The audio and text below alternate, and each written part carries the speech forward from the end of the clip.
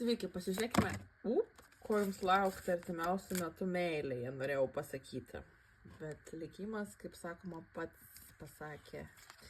Filmas Back to the Future gali būti kažkam labai svarbus. Žodžiu, kortos rodo, kad likimas nemiega, likimas nesnaudžia. 4-4-4 gali būti labai kažkoksai tai jums ženklas, bet esmė, kad likimas nemiega, likimas šiuo metu nesnaudžia. Į jūsų gyvenimą grąžino kažkokį tai asmenį, jis gali būti žemės ženklas, ožiaragis, svarstyklės arba jautis, bet nebūtinai gali būti žmogus toks, kuris labai yra užsidaręs, labai mažai apie jį kažką žinote, mažai apie jį yra informacijos, gal stengiatės kažką apie tą žmogų naujo sužinoti, jeigu tai yra naujas žmogus jūsų gyvenime, bet jums nelabai pavyksta, gali būti, kad jisai gal užsislapinę savo socialinius tinklus, gal nėra prie jo prieigos, tiesiog va.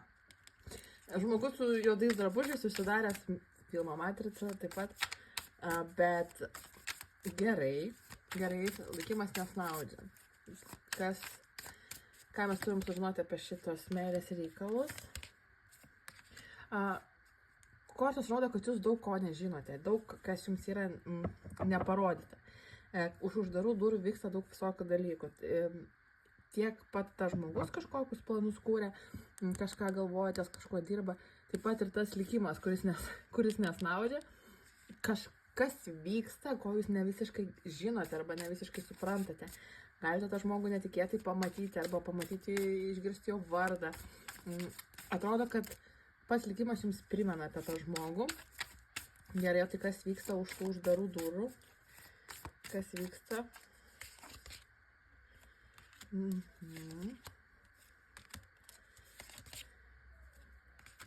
Tas žmogus bijo įsipareigoti, tas žmogus bijo santykių. Ir kortos sako, kad tas žmogus labai pergyvena dėl bet kokių santykių, dėl bet kokio įsipareigojimo. Kaip čia pasakyti, kadangi jis yra atsiskyrėlio pozicijoje, bet žiūrėkit, atsiskyrėlis yra tas žmogus, kuris jau yra daug ką pasiekęs, daug ką išmokęs, turintis daug patirties, kurį veda likimas, kas visata veda į priekį, jisai yra vedamas kažkur į priekį. Tai yra žmogus, kuris yra daug visko patyręs ir gali būti, kad vienas iš tų patyrimų buvo kažkoks tai nelaimingi santykiai arba labai skaudus susiskyrimas ir jisai sako, aš nežinau, aš dar esu pasiruošęs įsipareigoti. Jisai, jeigu įsipareigoja, jis labai rimtai žiūri įsipareigojimą ir labai rimtai prisiema atsakomybės, dėl to jis labai pergyvena, ar man reikia prisimti atsakomybę.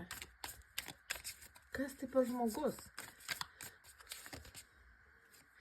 Ta žmogus matote kaip labai tokį laimėtoją, tokį, liktai jisai viską žino, viską supranta, liktai jisai yra labai pažengęs, aukščiau už jūs tam tikrą poziciją.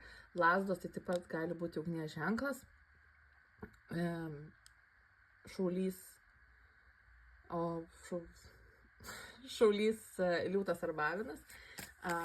Ir jūs labai matote tą žmogų, kaip jisai viską turėtų, viską jisai žino, viską gali, viskas jo rankose, bet jisai iš tiesų taip ne visiškai yra. Jisai sako, aš dar ne visiškai viską žinau, ne visiškai esu priėmęs tam tikrus sprendimus, kita korta iškritusi, taip pat čia gali būti ir vandens ženklas, vėžys, skorpiono žuvis.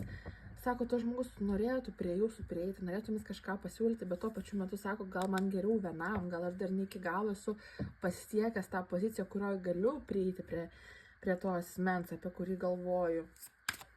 Likimas nesnaudžia, įdomu čia. Jūs abudu pasirinkote naitino šito santykio, abudu atsitraukėte nuo šito santykių ir vienas ir kitas. Sakot, man užtenka gana, jūs gal ilgai laukite, kažką jam siūlėte, jisai, kaip čia pasakyti, nepriėmė to pasiūlymo, jisai pats kažkokio tai nerodė irgi veiksmo ir jūs abudu esate ilgesį, abudu vienas apie kitą galvojat, vienas kitą prisimena dažnai. Gerai. Tai prie ko čia tas likimas? Ką čia reiškia ir ką reikėtų mano žiūrovams dabar daryti, kaip elgtis ties šito žmogumi?